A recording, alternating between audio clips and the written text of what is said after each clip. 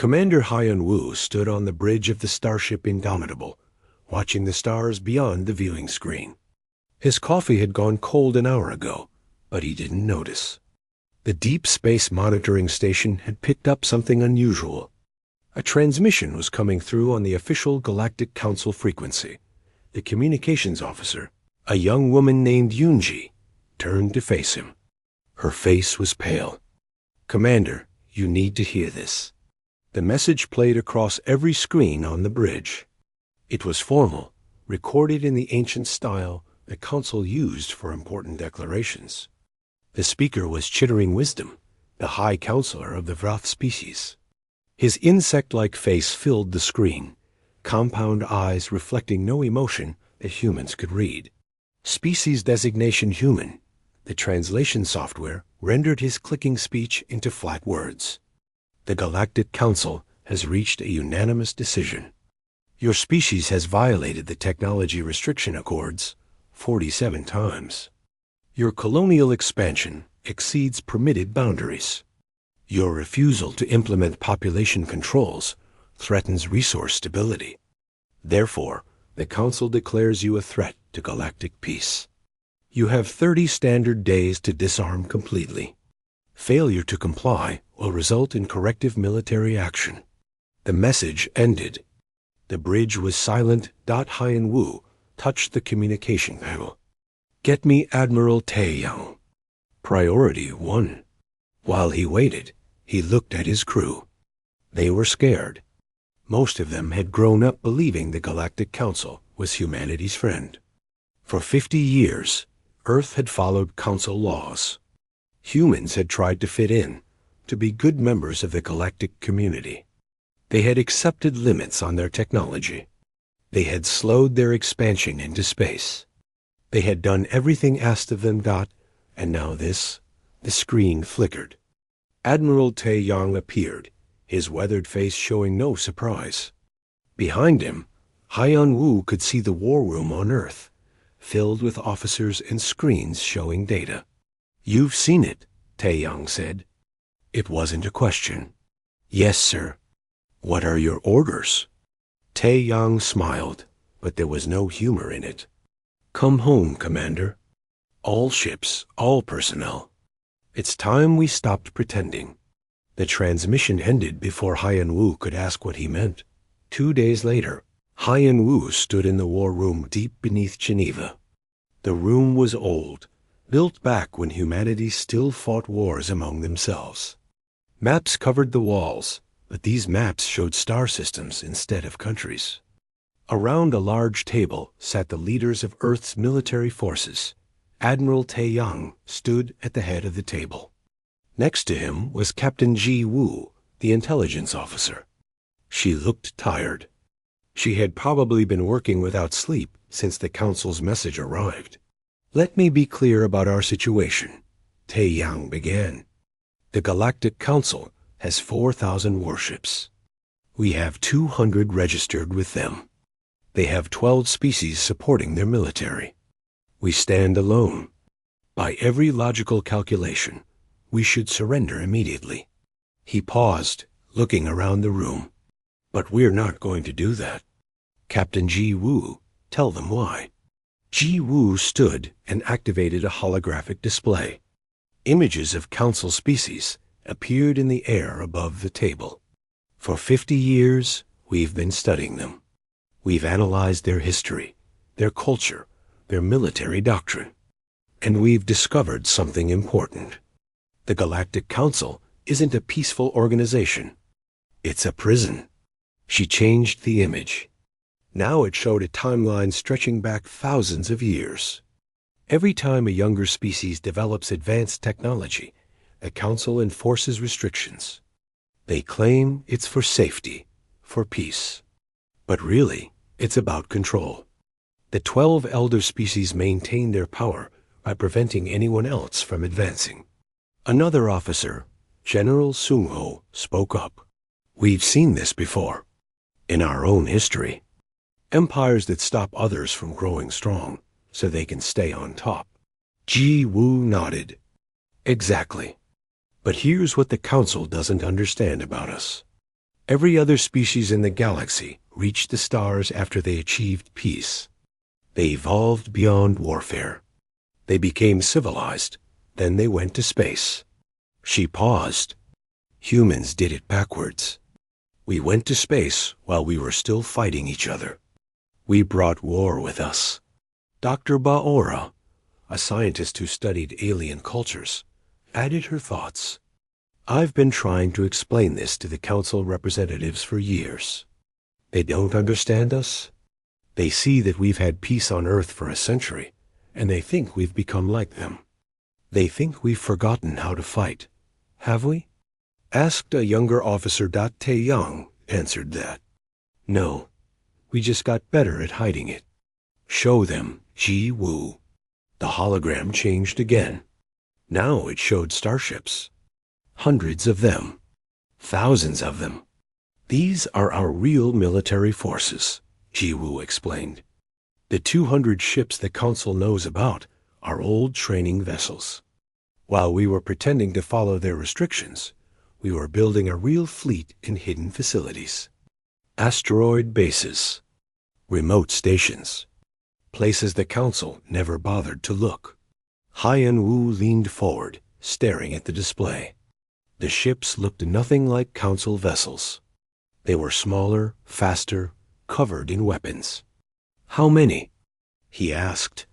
12,000 combat ships, Ji-woo replied. And every one of them is better than anything the Council has. Faster engines. Heavier weapons. Better armor. And most importantly, they're designed by humans who remember how to fight.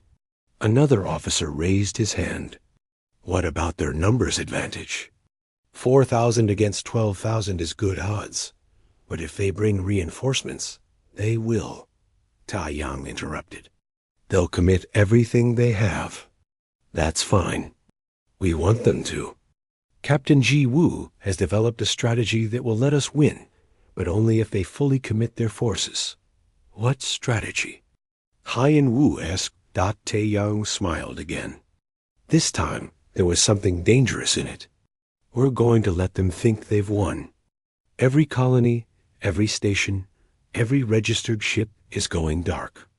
As far as the Council knows, humanity is evacuating, preparing to surrender.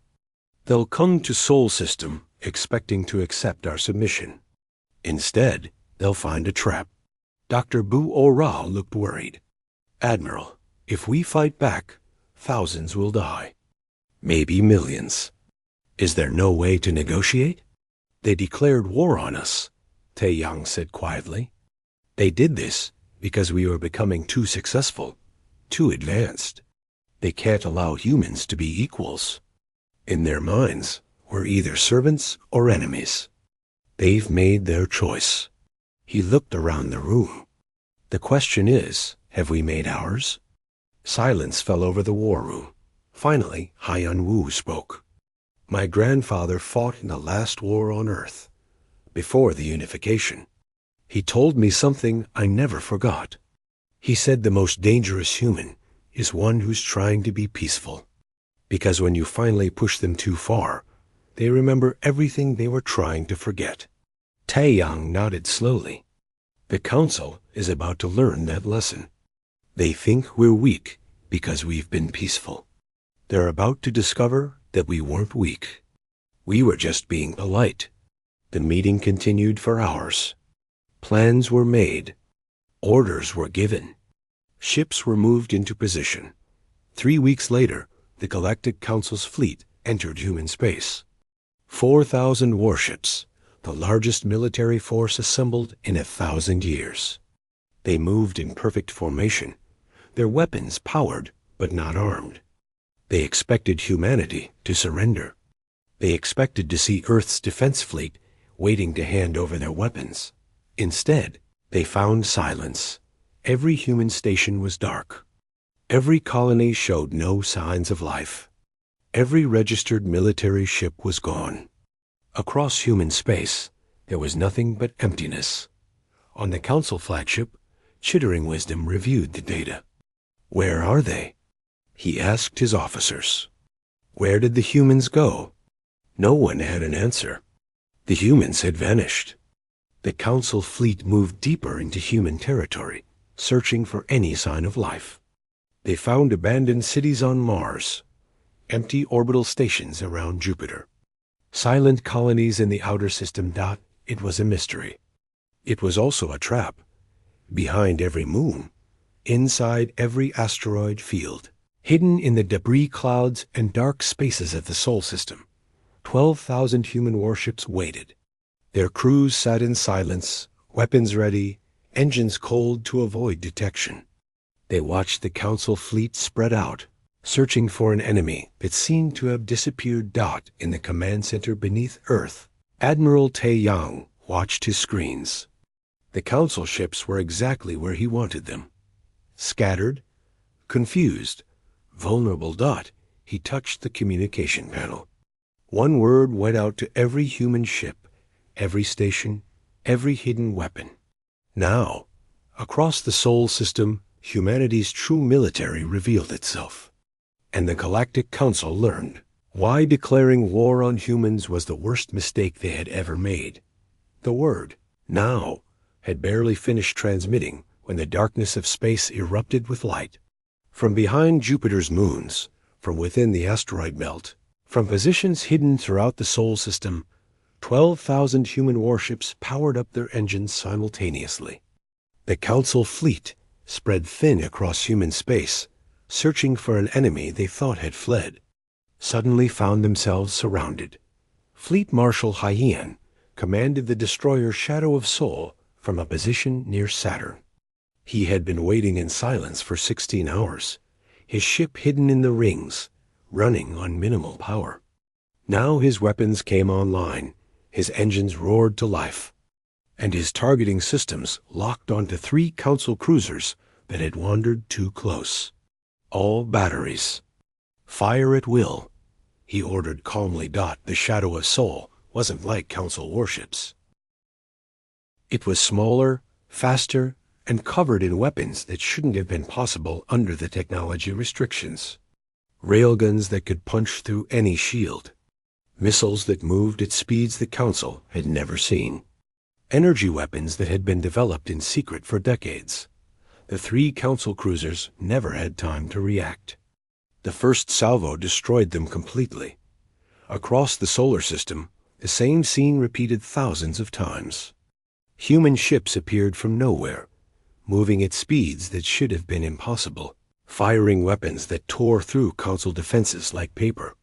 The Council's perfect formation, designed for impressive displays rather than actual combat, became a death trap. Admiral Minji coordinated the attack from her flagship near Mars. She watched her tactical display as human forces executed their plan with precision. The Council had numbers, but humans had something better. They had practice. Real practice. Every human officer had studied Earth's military history. They knew tactics from thousands of years of human warfare. They understood concepts that peaceful Council species had forgotten. Things like ambush, like deception, like acceptable losses in exchange for victory. Group 7, push through their center, Minji ordered. Group 3, cut off their retreat. Don't let any of them regroup. The human attack wasn't just violent. It was coordinated in ways that shocked the Council forces. Every human ship knew exactly where every other human ship was. Their AI systems, banned throughout the galaxy, gave them perfect tactical awareness.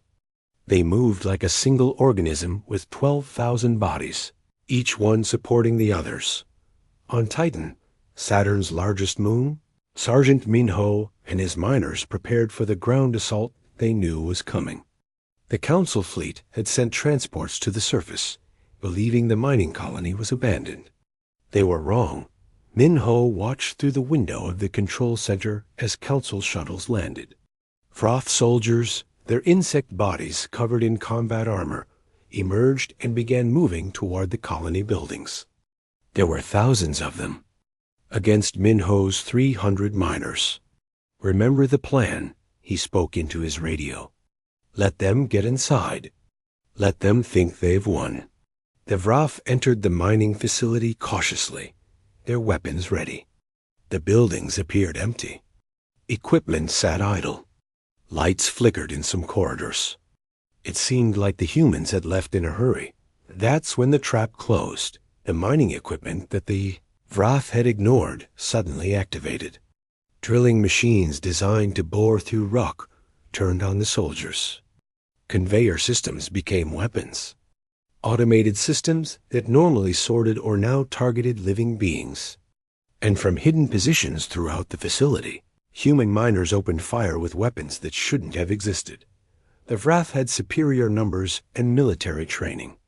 But they were fighting in a place humans had spent months turning into a death trap. Every corridor had a hidden danger. Every room had multiple firing positions. The miners knew every inch of their facility. They had lived there. Now they were defending it.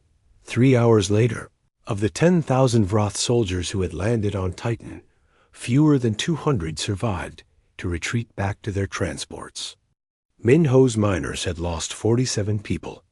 It was a terrible cost. But as Minho stood among the bodies of his friends, he felt no regret. Only anger that the Council had forced them to this dot in orbit around Earth. Captain Yunji commanded the stealth frigate Silent Thunder. Her ship had been hiding near the moon, watching as the Council flagship and its escorts assumed a position over Earth's Pacific Ocean. The Council commander, Chittering Wisdom himself, was preparing to broadcast a demand for surrender to the planet below dot. He never got the chance. Admiral Taeyang gave the signal, and Yunji's ship dropped its stealth field. At the same moment, 500 other human vessels appeared from hiding places around Earth's orbital space. They had surrounded the Council flagship. "This is Admiral Taeyang of Earth Defense Command." The message went out on all frequencies. "You came to our home. You declared war on us in our own system. Now you'll learn why we left Earth in the first place. We were running out of room for warriors." What followed was the Battle of Earth. Historians would later call it the shortest decisive battle in galactic history. It lasted 47 minutes. A Council fleet had been designed for shows of force, not actual combat. Their ships were large and impressive, covered in shields and armor that could withstand attacks from other Council vessels. But human weapons were different. Railguns fired projectiles that moved too fast for shields to stop. Swarms of missiles overwhelmed point defense systems. And human pilots flew their ships in patterns that would kill any other species from the yard. Acceleration forces alone, humans had evolved on a heavy gravity world. Their bodies could handle forces that would crush a Wrath or tear apart an Illumin. Human pilots pushed their ships to the limits, making turns and maneuvers that Council pilots couldn't match. Hyen watched from his position as the battle developed. His tactical AI was processing enemy movements, predicting their actions, suggesting optimal firing solutions. Every human ship had similar systems. It gave them an overwhelming advantage. "Target their command ship," Hyen ordered. "Concentrate fire." 20 human vessels focused their weapons on a single Council cruiser.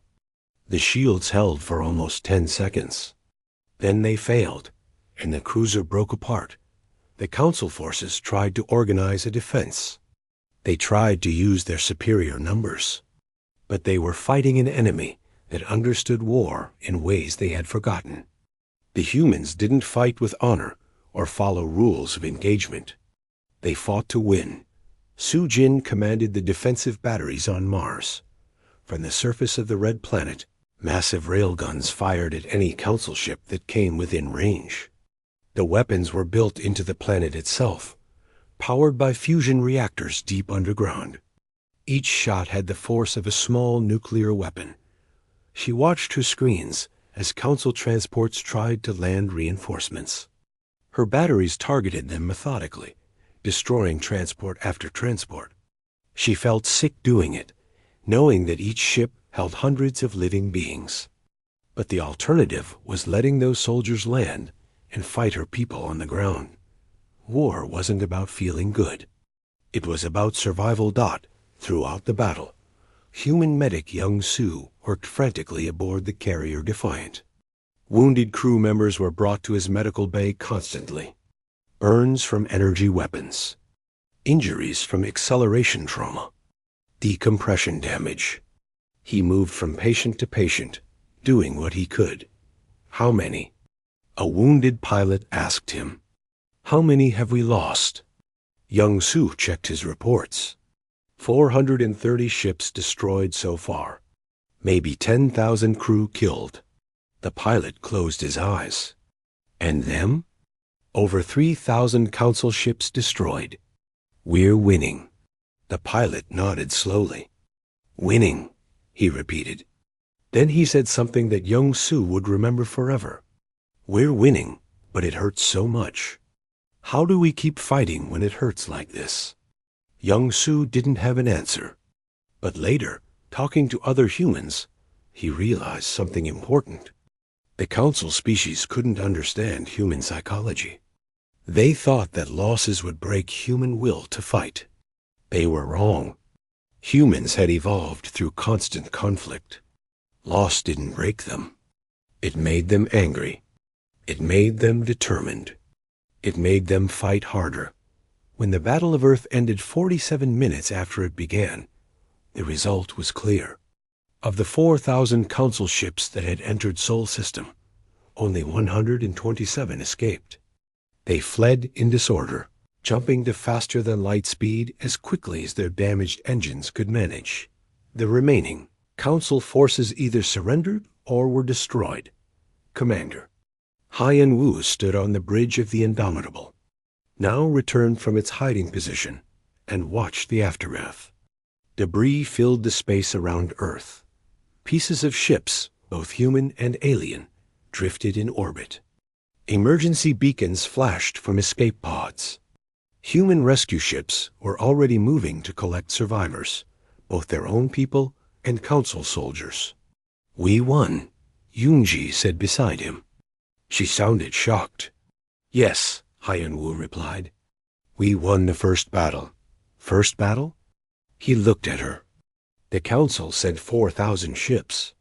They have 50,000 more. When news of this defeat reaches them, they'll commit everything. This wasn't the war.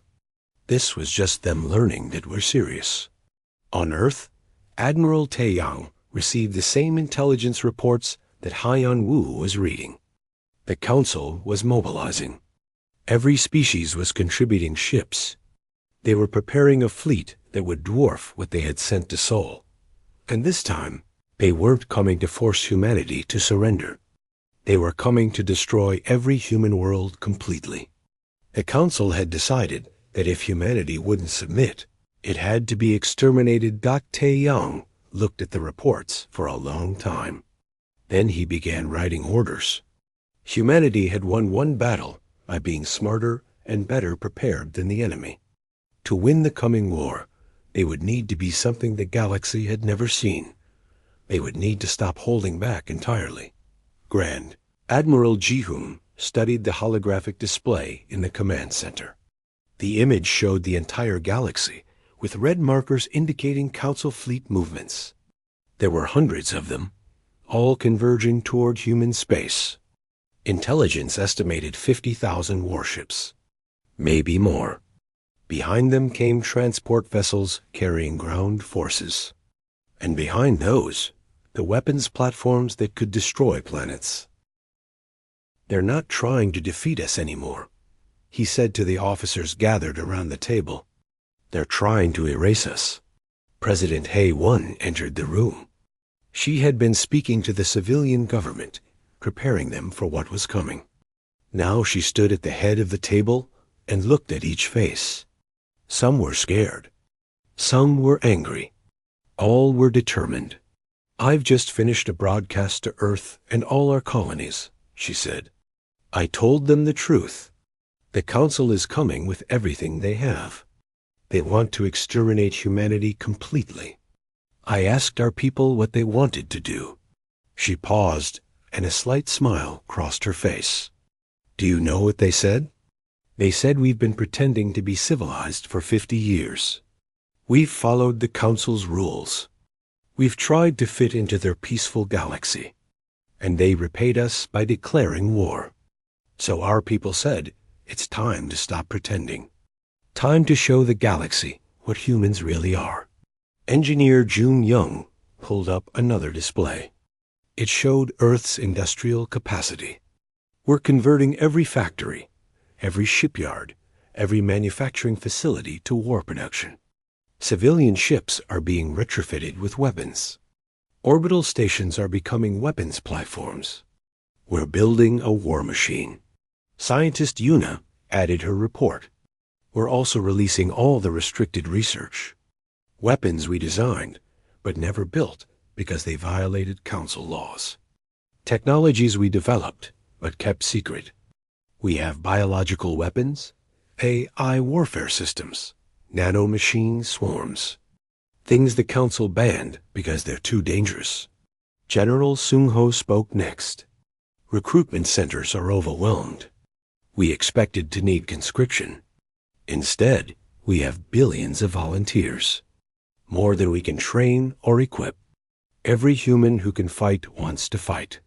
Ji-hoon listened to all this and felt a strange mixture of pride and sadness. Humanity was revealing its true nature. The species that had evolved through millions of years of competition and conflict was remembering what it was.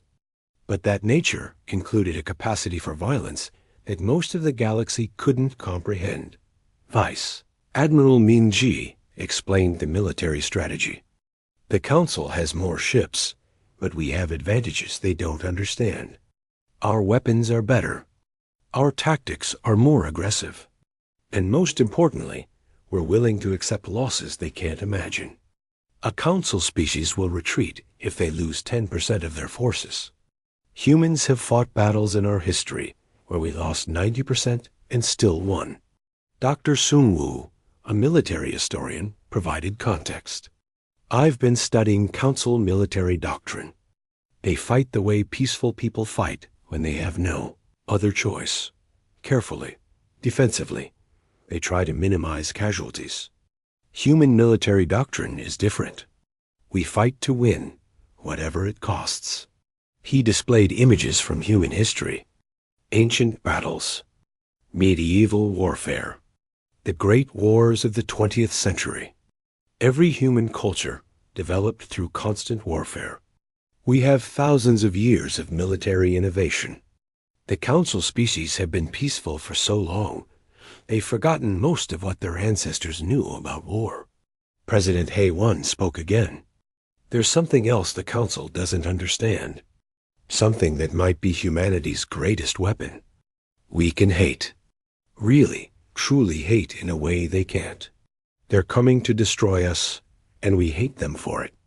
That hate will carry us through battles they think we can't win. Weapons Chief Dae-yoon presented the new arsenal humanity had developed. She showed them Cascade missiles that could eat through a ship from the inside, consuming metal and circuits with nanomachine swarms. She showed them ghost drives that let ships jump to faster than light speed and then jump back into normal space inside enemy formations. She demonstrated neural disruptors tuned to each Council species' specific biology. And this, she said, bringing up one final design, is the Stellar Lance, a relativistic kinetic weapon. We accelerate a metal rod to 99% of light speed and let physics do the rest.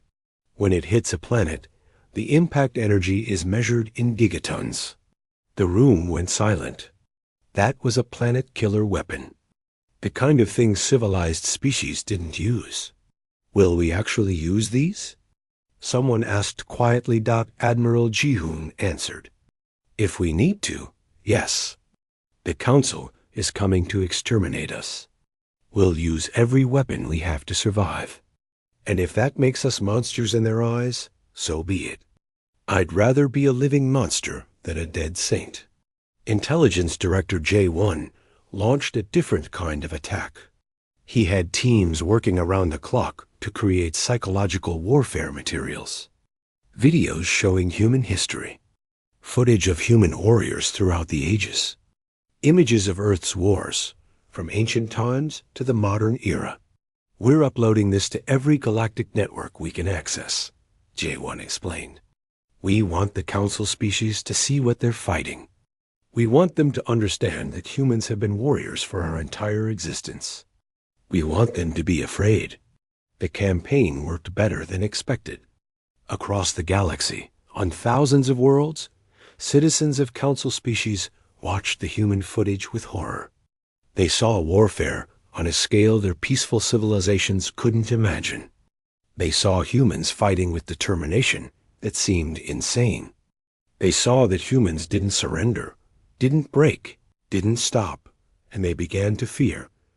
Battle Group Commander Seo Jun led a strike to make that fear worse. He took 50 ships deep into Council space, all the way to the Vrath homeworld. The planet was defended by orbital weapons and a fleet of defense ships. Seo Jun ignored them all. His ships jumped into orbit, their weapons charged and ready. For 30 seconds, they held position. Long enough for every sensor on the planet to lock onto them. Long enough for everyone to see that they were in position to destroy the world below. Then they jumped away, back to human space. No shots fired. No damage done. But the message was clear. Humanity could reach any Council world, could strike any target. Nowhere was safe. On the Vrath homeworld, panic spread through the population. For the first time in thousands of years, they felt real fear. The same scene played out on other Council worlds as human ships appeared, demonstrated they could strike, and vanished again. The Council leadership met in emergency session. 12 species trying to understand what they had awakened. One of them, a being called Whispering Calm, from a species that communicated through subtle signals, suggested negotiation. Perhaps they could still make peace with humanity. The others rejected the idea. They had gone too far, committed too many forces. To negotiate now would be to admit weakness. They decided to push forward with their extermination plan. But privately, in their own thoughts, several Council members felt doubt. They had believed humans were becoming like them, peaceful, civilized, easy to control. They had been wrong. Humans weren't peaceful. They had just been trying to be polite. And when pushed, when threatened with extermination, humans had responded by revealing their true nature. A nature that frightened the galaxy. Commander Haiyan Wu received new orders during this time. His squadron was being reorganized and equipped with the new weapons. Ghost drives for his ships. Cascade missiles in his weapons bays. Neural disruptors calibrated to work on Vrath biology. We're not fighting to defend anymore, his new orders read. We're fighting to win. Show no mercy to any enemy who shows none to us. He read the orders 3 times. Then he called his crew together and explained what was coming.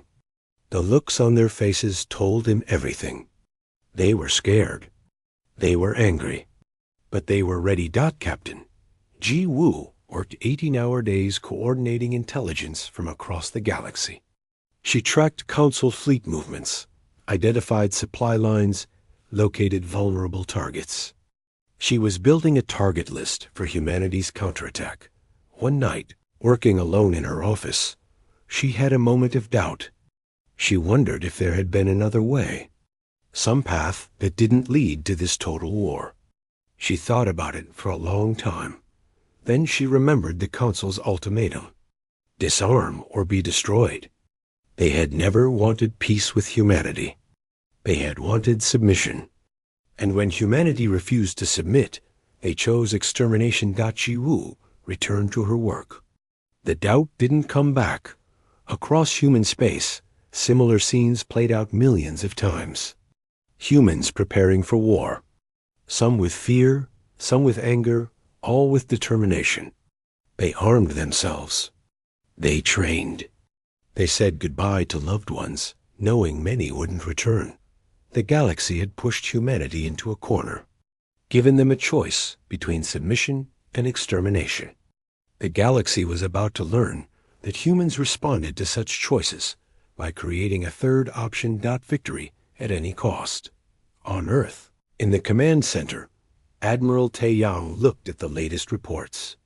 The Council fleet would arrive in human space within days. 50,000 ships, weapons that could crack planets, an army that believed humanity could be erased from existence. He began issuing orders for humanity's response. The orders were simple. When the Council fleet arrived, humanity wouldn't try to defend. They would attack. With everything they had. With weapons the galaxy had banned. With tactics that civilization found barbaric. With a level of violence that would shock the peaceful species who had forgotten what real war looked like. The Council had declared war on humanity. They had called it a corrective action, a justified response to human violations. Humanity called it something else. The beginning of the Council's end. Fleet Admiral Taeyang watched the tactical display as the Council's massive fleet entered human space. 50,000 ships, coming from 12 different vectors. It was a perfect encirclement, designed to trap humanity's forces and overwhelm them with superior numbers. The Council commanders had learned from their first defeat. This time they would use their numerical advantage properly, or so they thought. Commander Haiyan Wu waited aboard his ship, hidden behind an asteroid in the outer system. Around him, thousands of other human vessels held the same position. Their engines were cold. Their weapons were powered down. They were invisible to Council sensors. The enemy fleet was moving past them, heading deeper into the Sol system, believing they were executing a perfect trap. All ships report ready, his tactical officer reported. Haiyan Wu activated his communication system. This is Commander Haiyan Wu to all vessels. Stand by for Ghost Drive activation on my mark. The Ghost Drive was humanity's newest weapon. A faster-than-light system that could make multiple short jumps in rapid succession. It let ships teleport short distances in normal space. The Council had never seen anything like it because such technology was strictly forbidden by their laws. Humans didn't care about Council laws anymore. Mark. Haiyan Wu said.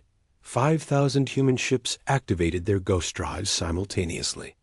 One moment they were scattered across the outer system. The next moment they appeared inside the Council's formation, materializing at point-blank range from enemy vessels. Before the surprised Council ships could react, human weapons opened fire. The next 6 hours became known as the 12 battles. 12 separate engagements across human space, all happening at once, all part of the same coordinated attack. The Council had tried to encircle humanity. Instead, humanity had used that encirclement to attack the enemy from inside their own formation. Admiral Minji commanded the defense of Mars. Her fleet was outnumbered 5-1. The Council forces approaching Mars expected to overwhelm her through sheer numbers. What they found instead was a killing field. Minji had spent weeks preparing. She knew every asteroid, every debris field, every orbital path in the Mars region. Enemy fleet entering weapons range, her tactical officer reported. Hold fire, Minji ordered. Let them come closer. The Council fleet advanced confidently. Their sensors showed the human ships ahead, apparently holding defensive positions. It looked like a standard defensive formation. It wasn't. Now, Minji said calmly. Spring the trap. What the Council had thought were defensive positions were actually the visible part of a much larger force. Hundreds more human ships had been hiding in the asteroid field, their signatures masked by the metal-rich rocks. Now they activated their engines and emerged from hiding, catching the Council fleet in a crossfire dot at the same time. Railgun batteries on Mars itself opened fire. Massive weapons built into the planet's surface launched projectiles at incredible speeds. Each shot hit with the force of a bomb. Council ships that had been advancing confidently suddenly found themselves under attack from 3 directions at once. On Mars' surface, General Sung Ho prepared for the ground assault he knew would come. Council transports were breaking through the orbital battle, heading for landing zones. They carried hundreds of thousands of soldiers. Sung Ho had 50,000 troops. "Let them land," he told his officers. "We want them on the ground." The Council forces landed in what looked like ideal terrain. Open plains near the human settlements. Plenty of room to deploy their forces and use their numerical advantage. They began moving toward the human positions in perfect military formation. That's when they learned why fighting on someone else's homeworld was a terrible idea. The ground itself became a weapon. Buried charges exploded under marching columns. Hidden gun positions opened fire from unexpected angles. And the human defenders, fighting on their own world, knew every inch of terrain. They used the landscape itself as a weapon, turning Mars into a trap. Colonel Su Jin coordinated the defense of Luna, Earth's moon. The Council had sent a massive force to capture it, believing they could use it as a base for attacking Earth. Instead, they found that Luna had been fortified over decades. The entire moon was a weapons platform. Council ships approaching it were destroyed by defenses hidden in craters. Troops landing on the surface found themselves fighting in tunnels where their numbers meant nothing. "They keep trying to use tactics designed for open warfare," Su Jin observed. "They don't understand urban combat. They don't understand tunnel fighting. They've been peaceful so long, they forgot all the ugly lessons about war." The Battle of Earth itself was the largest of the 12 battles. 20,000 Council ships tried to overwhelm the human forces defending humanity's homeworld. They used their numbers to create overlapping fields of fire. They coordinated their movements to prevent the humans from using their superior speed and agility. It almost worked. Fleet Admiral Taeyang watched as his forces took casualties. Human ships were being destroyed faster than in any previous battle. The Council had learned. They were adapting. For a moment, he wondered if humanity had finally met its match. Then he remembered what humans had that no other species possessed: the willingness to pay any price for victory. "All ships," he broadcast, "execute pattern Thermopylae." Every human officer knew what that meant. It was named after an ancient Earth battle where a small force held off a much larger army by sacrificing themselves. The human fleet split into smaller groups. Each group picked a section of the enemy formation and attacked it with everything they had. Accepting that they would be destroyed in the process. It was a tactic that required soldiers willing to die to achieve victory. The Council species couldn't comprehend it. They watched in horror as human ships flew directly into their formations, firing until their weapons overheated, ramming enemy vessels when they ran out of ammunition, self-destructing when surrounded to take as many enemies as possible with them. Medical Commander Young Su worked frantically as casualties poured in.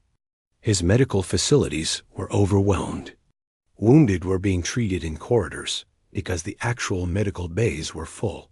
He moved from patient to patient, doing what he could, making impossible decisions about who could be saved and who was beyond help. "How are we still fighting?" a young pilot asked him. She had lost an arm and had burns across half her body. "We're losing so many people." Young Su didn't have a comforting answer. The truth was brutal. Humans kept fighting because they could accept losses that would shatter any other species. It wasn't courage or nobility. It was something darker. A capacity for sustained violence that came from millions of years of evolution on a world where everything wanted to kill everything else. "We fight because the alternative is extinction," he finally said. "And humans don't accept extinction." The 12 battles raged on. In the outer system, Commander Hyan Wu's forces hit and ran. using their ghost drives to appear, attack, and vanish before the enemy could respond effectively. In the inner system, larger fleet actions saw human and council ships trading devastating blows. On colony worlds, ground forces fought with a brutality that shocked the galaxy. And slowly, despite their numerical advantage, the council forces began to lose, not because they were poor fighters, not because their weapons were inadequate. They lost because they were fighting an enemy that approached war differently than any species in the galaxy. An enemy that calculated acceptable losses in ways they couldn't understand. An enemy that would destroy itself to achieve victory rather than accept defeat. 3 days into the battle, the Council's supreme commander made a decision that would change the course of the war. Facing losses he couldn't sustain, watching his carefully planned attack fall apart against an enemy that refused to fight according to any known doctrine, he authorized the use of the Stellar Purge. The Stellar Purge was an ancient weapon, a device that could cause a star to go nova, destroying an entire solar system. It had been used once, thousands of years ago, and was so terrible that the Council had locked it away in the archives. Using it meant genocide on an unimaginable scale, but the Council was desperate. They had committed everything to destroying humanity. If they couldn't win through normal warfare, they would destroy the Sol system. Completely, Lieutenant J1 intercepted the coded transmission authorizing the Stellar Purge. He immediately sent the intelligence to Admiral Tae-Yang. Tae-Yang, read the message 3 times. Then he called his senior officers together. They're going to destroy our sun, he told them flatly. The weapon is being transported from the archive world in the galactic core. If they succeed, every human in the Sol system will die. Earth, Mars, all the inner colonies. Billions of people. The room was silent. Commander Hyen spoke first. Then we stopped them. The archive world is the most defended location in the galaxy, Captain Yoon-ji pointed out. We'd need to cross 10,000 light years through enemy territory, infiltrate a facility that's never been breached, steal or destroy the most powerful weapon in existence, and escape. It's impossible. Tae-Yang looked at her. Humanity has been doing impossible things since we climbed down from the trees. Commander Hyen, select your team. 12 ships, your best people. Captain Ji Woo will provide intelligence support. Your mission is simple. Get the Stellar Purge before they can use it on our sun. Hyen nodded. And if we can't steal it or destroy it, then you make sure they can never find it again. Whatever it takes. 2 days later, Hyen's small task force left human space. 12 ships against an entire galaxy. They used captured Council transponder codes to pass through checkpoints. They forged documents. When necessary, they fought their way through obstacles. Engineer Yuna proved invaluable hacking systems that were supposedly unhackable. Demolitions expert Jun Young prepared charges that could destroy almost anything. Combat specialist Biora kept the team alive through firefights that should have killed them. They crossed the galaxy in 2 weeks, moving fast, staying ahead of pursuit. Finally, they reached the archive world. The planet was ancient, guarded by defenses built over millions of years. Dr. Seu Nga Wu, the team's Xenotech specialist, studied those defenses and found their weakness. The systems were old, designed before modern hacking techniques existed. In their way, they were like medieval castles trying to defend against modern weapons. We can get in, he told Hyen, but getting out will be harder. One problem at a time. Hyen replied. The team infiltrated the archive world, using a combination of stealth, deception, and when necessary, violence. Sergeant Minho held off the Keeper security forces, buying time for the others to reach the vault where the Stellar Purge was stored. Inside the vault, Surrounded by technology from countless extinct civilizations, Hayne found the weapon. It was smaller than he expected. A device that could destroy a star, held in a container the size of a human hand. Destroy it, someone suggested. No, Hyen decided. We're taking it. If we destroy it, they'll just build another. But if we have it, they'll never know if we might use it. It becomes a deterrent. They stole the stellar purge and fought their way back to their ships. Sergeant Minho died holding the rear guard. Engineer Yuna was badly wounded. But they escaped, carrying with them the most powerful weapon in the galaxy. When Hyen returned to human space and reported his success, he added one more thing. I sent a message to the Council. Told them we have their weapon. Told them to imagine what we might do with it. The effect was immediate. 2 Council species, seeing that humanity now possessed the stellar purge, withdrew from the war. 3 more declared neutrality. The Council's unified front was crumbling, but the war wasn't over. 5 species remained committed to destroying humanity, willing to fight to the end. And in the deep dark beyond the galaxy's edge, something else was watching. The Reavers had noticed the war, and they were coming to see what all the violence was about. Intelligence Director J1 stood in front of the War Council, his face showing exhaustion from weeks without proper sleep. The holographic display behind him showed something that made everyone in the room go quiet. Ships, thousands of them, coming from beyond the galactic rim where nothing was supposed to exist. These are the Reavers, J1 said simply. 5,000 years ago, they controlled a quarter of the galaxy. They were so violent, so destructive, that every species united to drive them out. The Council managed to exile them beyond the edge of known space. They've been there ever since. Admiral Taeyang leaned forward. Why are they coming back now? The Council contacted them, offered them human territory in exchange for help destroying us. The Council is desperate enough to make deals with monsters. General Sung-ho pulled up files on the Reavers. What he read made him pause. They evolved on a world with gravity twice Earth's, temperature extremes that would kill most species, predators that hunted in packs. They're like us, but worse. They never became peaceful. They stayed warriors. President Hay-1 asked the question everyone was thinking. Can we fight them and the Council at the same time? Unknown, J1 admitted. But we may not have to. I've been analyzing Reaver communications. They're warriors. They respect strength. The Council told them we were weak. But we've been proving otherwise for months now. Captain Ji Woo commanded a frigate squadron at the Galactic Rim when the first Reaver scouts appeared. 3 massive ships, each one covered in weapons and armor that looked primitive but effective. Her tactical officer wanted to open fire immediately. Ji Woo stopped him. Let's see what they do first, she said. The Reaver ships approached slowly. Then they attacked. What followed was the most brutal space battle Ji Woo had ever experienced. The Reavers fought with a ferocity that matched humanity's own. They didn't use fancy tactics or advanced technology.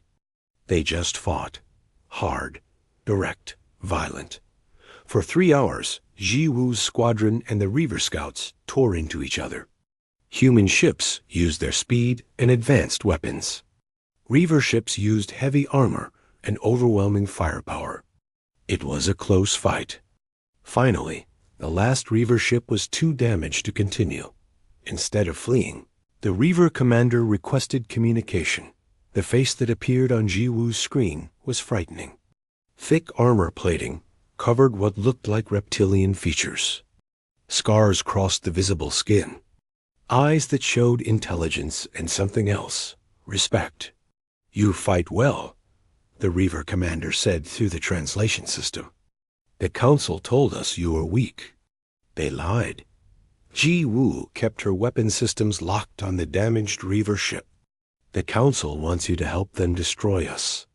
Yes, They offered us your worlds, your resources. The Reaver showed what might have been a smile, teeth designed for tearing flesh. But they are cowards who call warriors when they cannot win their own battles. You are different. You fight like we do. What does that mean for us? It means we will talk. Send your leaders to meet ours. Perhaps the Council made a mistake bringing us into this war.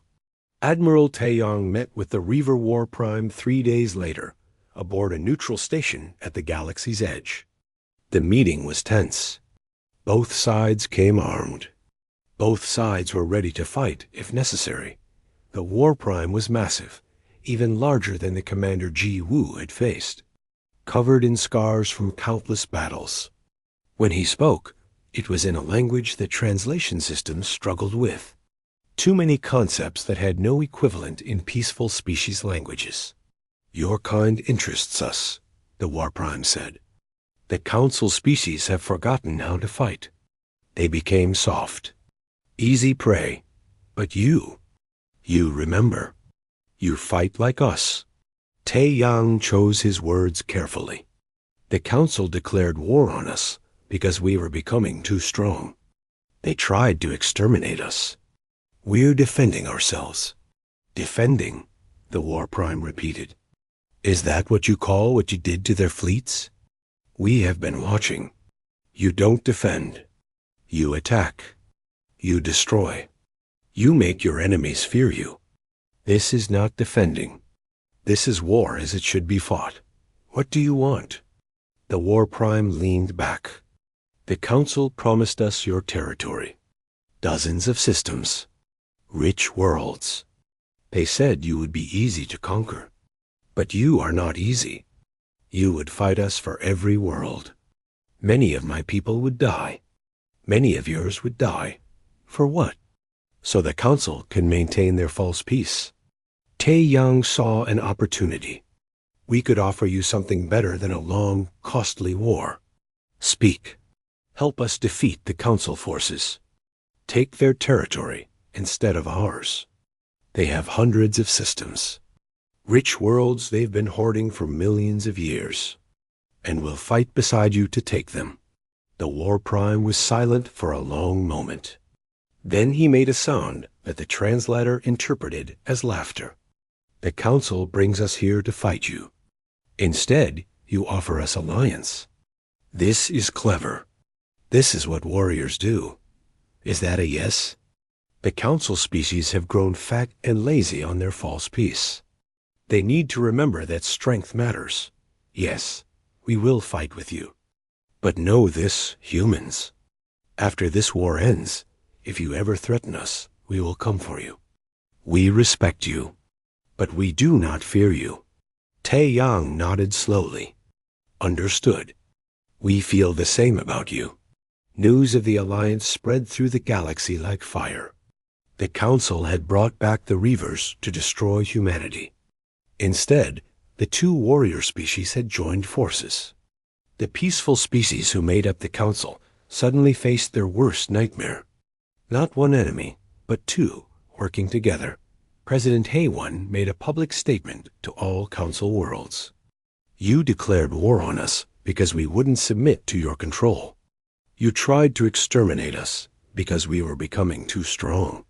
You brought back the Reavers to finish what you started. Now they fight with us. Surrender now, or face the consequences. 4 Council species withdrew from the war immediately. They had seen enough. 3 more declared neutrality. Only 5 species remained committed to fighting. The Vrath, who had led the Council's war effort. The Elumen, who had supported them. The Keepers, whose archives humanity had raided. The Crystalline, who believed mathematics proved they would eventually win. And the Ancient Overmind, the eldest species in the galaxy, who refused to accept that their million-year dominance was ending. Commander Haiyan Wu led the first combined human-Reaver attack. His fleet worked alongside Reaver warships to assault a Vrath colony world. The coordination wasn't perfect. Humans and Reavers had different tactics, different styles of fighting. But they shared something important. Both species understood warfare at a fundamental level.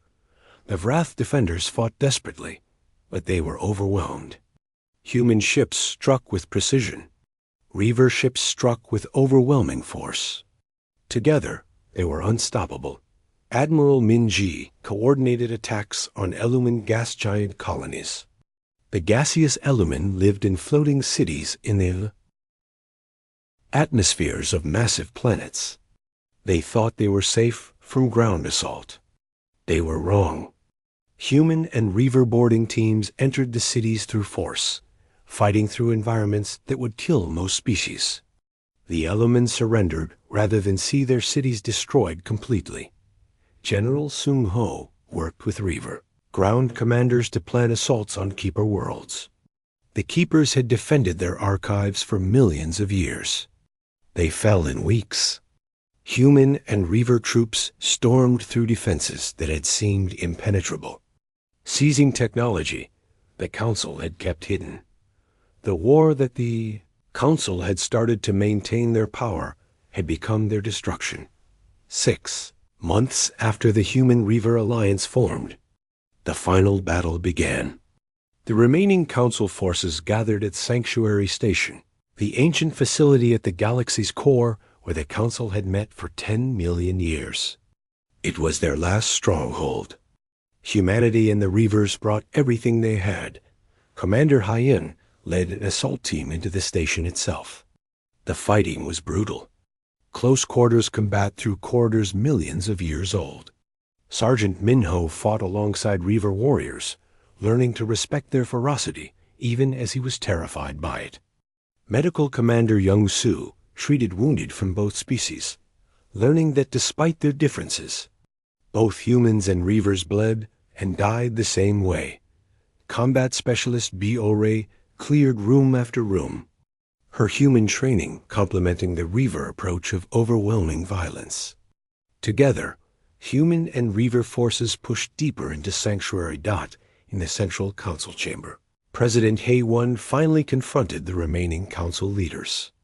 Chittering wisdom of the Vroth stood before her, his insect features showing something humans rarely saw in council species. Fear. Why couldn't you just accept peace? He demanded. We offered you a place in the galactic community. We gave you rules to follow. Why did you resist? Hae-Won looked at him with something between pity and anger. You didn't offer us peace. You offered us submission. You wanted us to limit our technology so we couldn't threaten your power. You wanted us to slow our expansion so we couldn't compete with you. You wanted us to accept population controls so we would never become numerous enough to challenge you. And when we started to succeed despite your restrictions, you tried to exterminate us. She stepped closer. You talk about peace, but your peace was built on controlling everyone weaker than you. You talk about rules, but your rules were designed to keep you on top. You made 2 mistakes. First, you thought we would submit like every other species. Second, you thought bringing back the Reavers would save you. Instead, you united the 2 warrior species in the galaxy against you.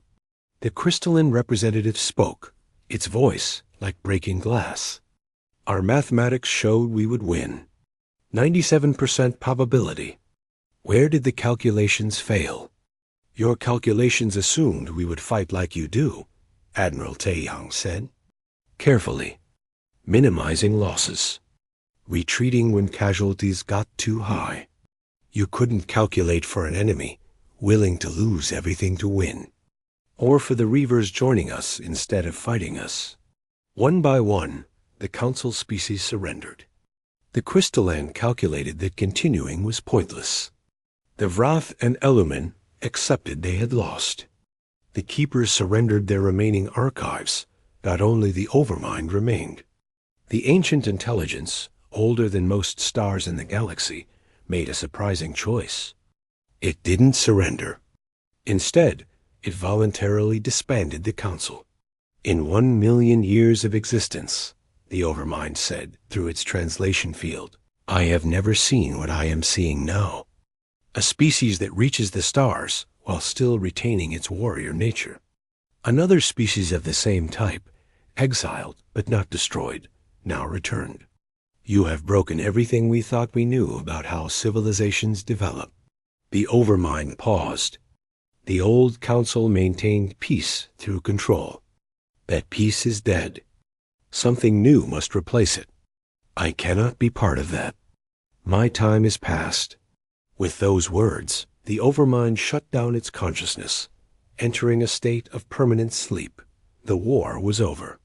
Humanity and the Reavers had won. 6 months later, representatives from 30 species gathered at Sanctuary Station. The old council chamber had been destroyed during the fighting. They met in a new hall, built by human and Reaver workers together. President Hay-1 opened the first meeting of the Galactic Assembly. The old council is gone, she announced. The rules they enforced are void. We're building something new. Something based not on control, but on cooperation. Any species can advance their technology. Any species can expand into space. Any species can defend themselves. We will trade together, work together, and when necessary, fight together against outside threats. 4 former council species signed the new charter. The Dulari, who had withdrawn from the war early. The Phantoms, who had declared neutrality. And surprisingly, the Crystalline and One faction of the Keepers. Even some Wrath, led by younger members who wanted to move past their species' defeat. The Reavers signed as well, though their representative made it clear they were doing so on their own terms. We respect strength, the Reaver diplomat said. This new assembly respects strength. We will be part of it. But we remain warriors. This does not change. Admiral Tae-Yang, accepting retirement after years of war, spoke with Dr. Sung-woo about what humanity had become. We tried to be peaceful, Tae-Yang said. We really did try. But they pushed us, forced us to remember what we were. Now the galaxy knows. Humanity isn't cruel by choice, but we're capable of incredible cruelty when threatened. Do you think we'll stay peaceful now? Sung-woo asked. Tae-Yang thought about that. I think we'll try, but we'll never forget again. We'll build. We'll trade. We'll explore. But we'll also stay ready, because the galaxy learned something from this war. Declaring war on humanity isn't signing our death warrant. It's signing yours. Commander Hyun-woo, promoted to Fleet Admiral, oversaw the construction of humanity's peacetime military. Smaller than during the war, but far more advanced than what the old council had allowed. Earth's new policy was clear. Trade with anyone. Befriend any species willing to be friends. But maintain the strength to defend humanity's interests. 1 generation later, Lieutenant Hana, daughter of Captain Ji-woo, served aboard a joint human-Reaver patrol ship at the galaxy's edge. She had grown up hearing stories of the war, of her mother's battles, of the day humanity and the Reavers became allies instead of enemies. Now she worked alongside Reaver crew members, both species watching the borders of known space together. The galaxy had entered a new age. Advancement was unrestricted. Expansion was encouraged. Peace existed, but it was a peace backed by strength rather than enforced by control. On every human ship, in every colony, in every station, a memorial stood to those who had died in the war. The inscription was simple, written in every language spoken in the galaxy. They declared war on humanity and learned why we left our cradle. Not because we conquered space, but because the universe needed to know that humanity does not yield. The Galactic Council had declared war on humanity, confident in their power and their righteousness. They had signed their own death warrant, and from their ashes something new had been born. A galaxy where strength was respected, where advancement was encouraged, and where the mistakes of the past would not be repeated. The humans had tried to be peaceful. The galaxy had forced them to remember what they really were, and in doing so, had changed itself forever.